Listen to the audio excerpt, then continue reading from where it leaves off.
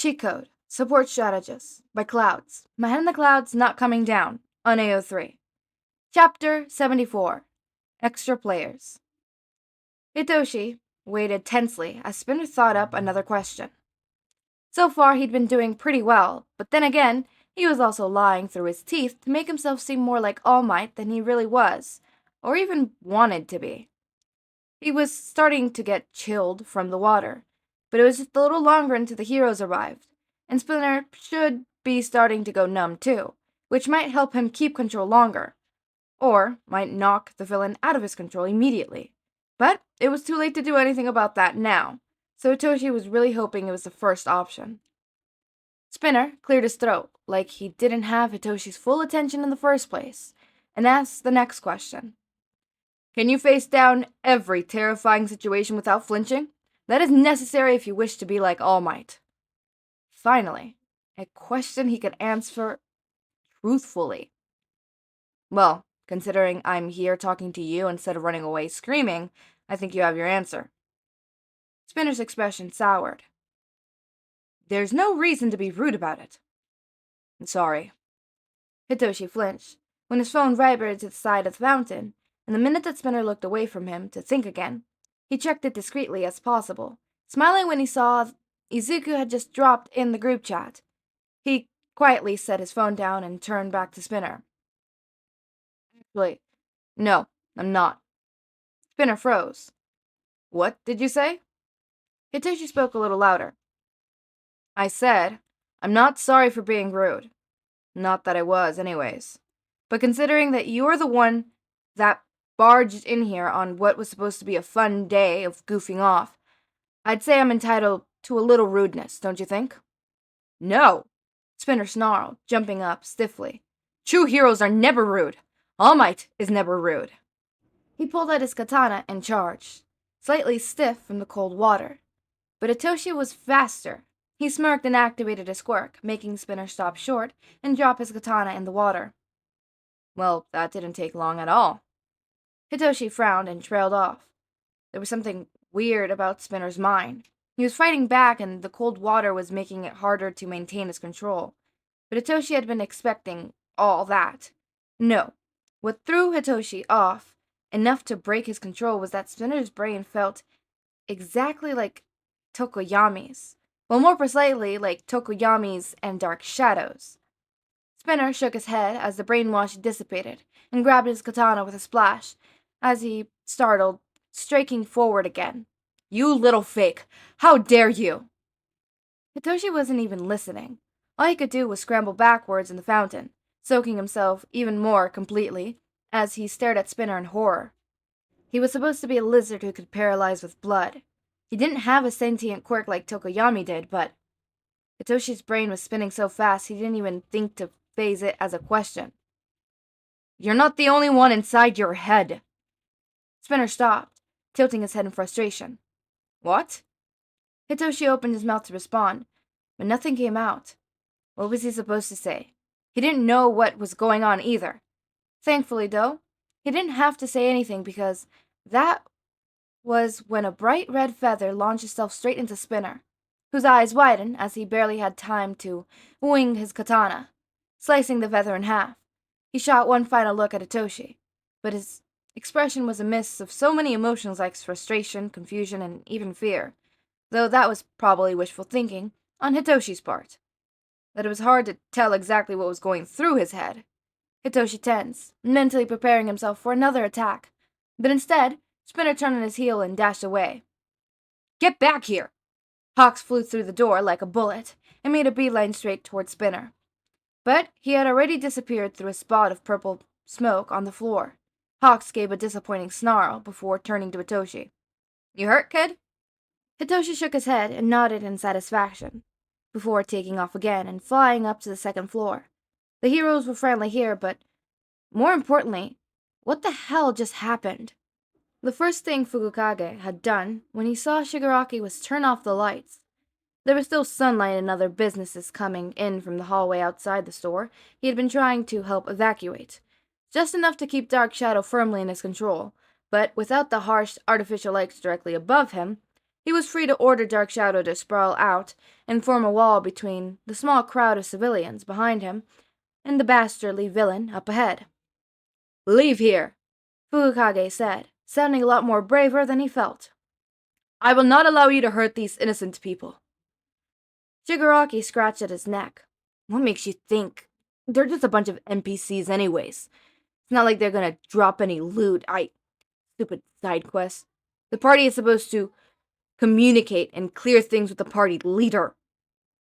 Fukumi watched suspiciously as Shigaraki paced back and forth, still scratching his neck and muttering unintelligibly. Finally he stopped, his hands finding limp at his side. "Whatever, you're not high enough HP to be worth my time. I'm out of here." He pulled out his hand, and Fujimi hadn't had time to take one more step forward, but by the time the outer wall collapsed into dust, Shigaraki gave a mocking salute and moved to jump out of the hole he'd just created, when a portal appeared just a few feet away. "Ah, young Tomura," Kirigiri said, materializing out of the portal. "I've been looking everywhere for you." To his surprise, Shigaraki tensed. "Yeah, and?" "And the heroes have arrived, so it's time to retreat for the time being," Kirigiri said. "We shall regroup and prepare our forces for another day." Fukakage had to be imagining the way Shigaraki looked almost disappointed about that prospect, grabbing a bright red feather that had been flying towards them and disintegrating it to dust. "Fine. Whatever, let's just get out of here." They disappeared into the portal, and Hawks came flying in. "Tokuyami, are you all right?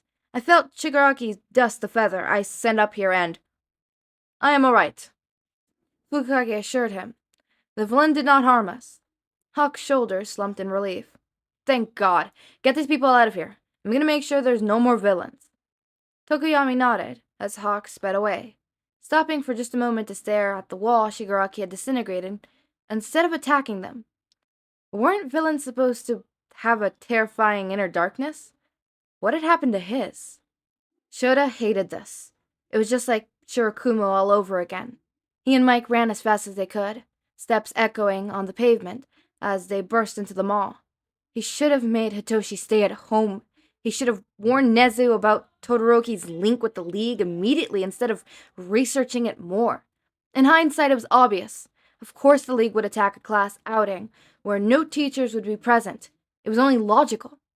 But no, he'd been blinded by his own hopes and had let his students and his son walk into a villain attack with no preparation, no backup. He was so stupid. "He's gonna be alright, Sho." Hisashi sounded like he was reassuring himself more than Shota. But the effort was still appreciated. "Hitoshi can handle himself, and he's got the support Gremlins to help him out, plus the rest of the class. He'll be fine." Shota nodded, but he didn't say anything. He could see a few of his other students talking to the police, but he could worry about them later. Right now, he just needed to find his kid.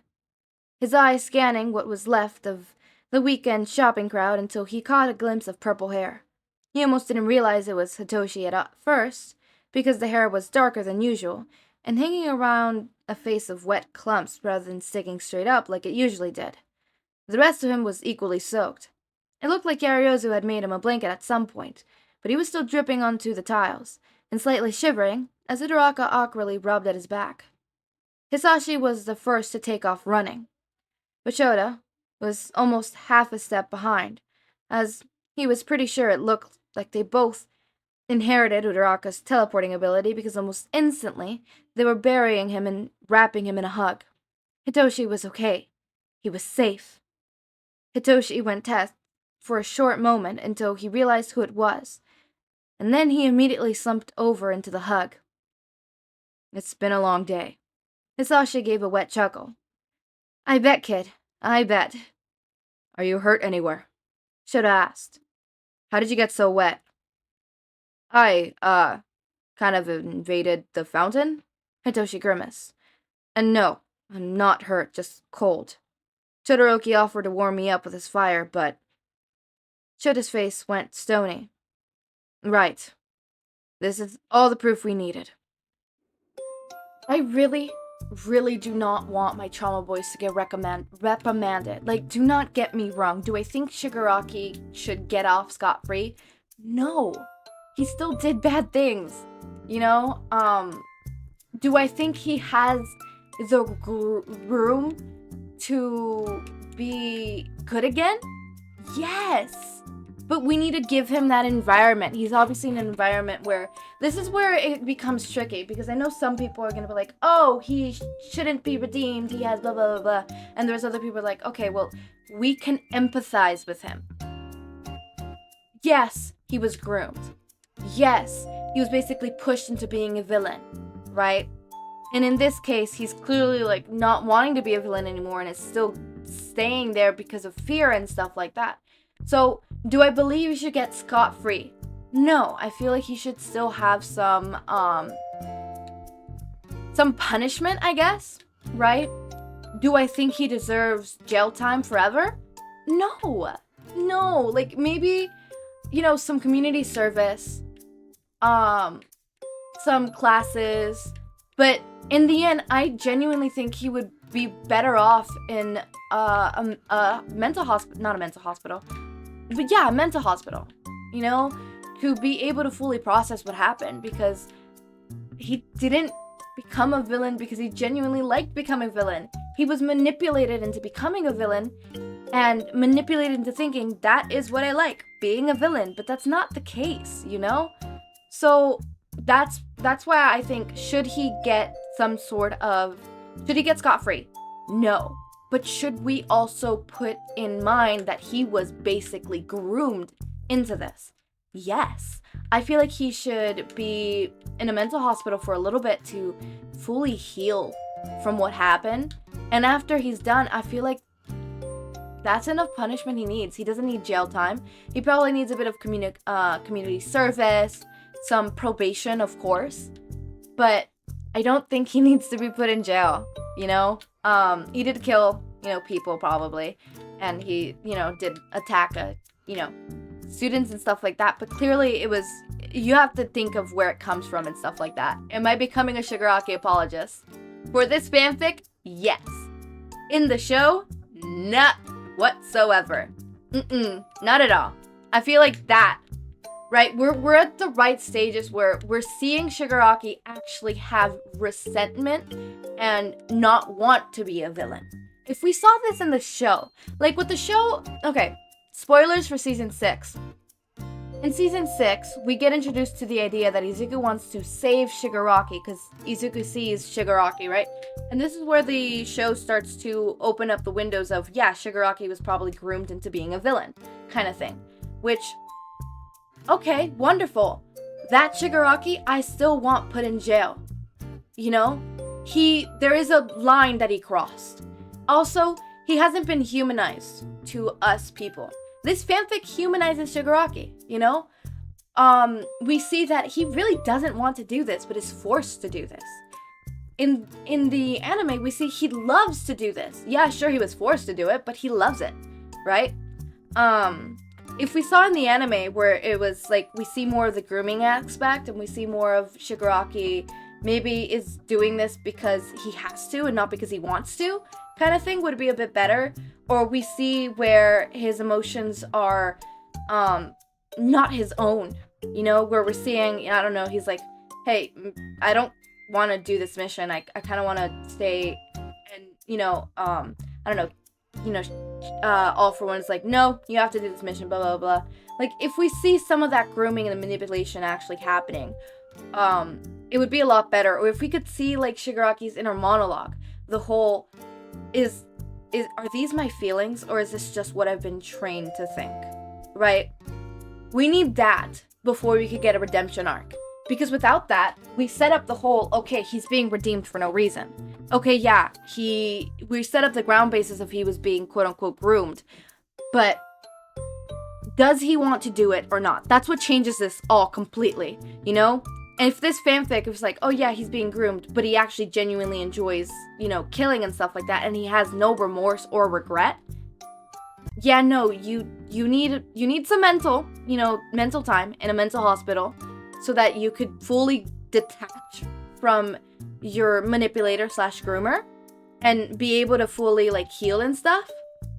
And then afterwards, we'll be able to really see if you do deserve jail time or if you could get off, you know, with probation, community service, and, you know, start rebuilding your life kind of thing. Because that's the thing, it's the whole intent. Because even, like, let's say, even after all of that, you know, all the mental hospital, he's been in the mental hospital for a while, and the doctors and the therapists are like, yeah, no, he genuinely has no remorse for what he has done, and there's no saving him kind of thing from, like, being this quote-unquote heartless villain, then yeah, no, straight to jail. But for example, this Shigaraki, yeah, no, I don't, part of me doesn't even want him to get reprimanded at all, but like, I know he has to. What I really wish would happen, because I'm scared of what's gonna happen, because clearly they already suspect Todoroki of being the traitor, when in reality it's not, it's motherfucking Mineta. What I'm scared that's gonna happen is Todoroki is going to get reprimanded and thought to be the traitor, and I really, really hope that they come in with the truth detective, Tsukuichi, right, and he comes in and is like, alright, let's ask some questions. Comes out, alright, he's not the traitor. He just, we need to look into his home life, please and thank you. So yeah, I'm just a bit worried. That's what I am. I'm just a tad bit worried about what's gonna happen next. But that ends my rant. That was a long, long rant, but as always, my raindrops, make sure to eat, sleep, drink water, take your meds. Have a wonderful day or night. Link to my socials and Discord server is down in the description. Subscribe to see more of my content, and thank you so much for watching.